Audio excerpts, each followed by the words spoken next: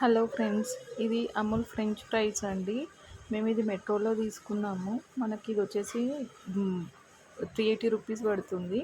ఇది ఏం లేదండి, రెడీమేడ్ జస్ట్ ఆయిల్లో ఇలా వేసుకొని ఫ్రై చేసుకోవడం అంతే.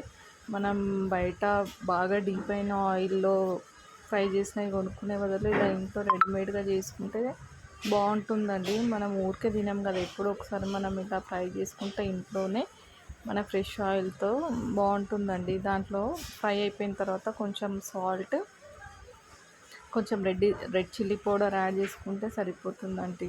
రెడ్ చిల్లీ పౌడర్ యాడ్ చేసుకున్న తర్వాత వాటిని కొంచెం ఇట్లా షేక్ చేసుకోవాలి మనం. అప్పుడు మనకి రెడ్ చిల్లీ పౌడర్, సాల్ట్ అనేది బాగా మిక్స్ అవుతుంది. ఇవి జస్ట్ వచ్చేసి మనకు బయట దొరికే వాటిలాగానే ఉంటాయండి. చాలా క్రిస్పీగా ఉంటాయి. మరి ఎక్కువ డీప్ ఫ్రై చేసుకోవద్దండి, నార్మల్ ఫ్రై చేసుకుని సరిపోతుంది. అంతే అండి, రెడీ టు ఈట్ ఫుడ్ అండి ఇది.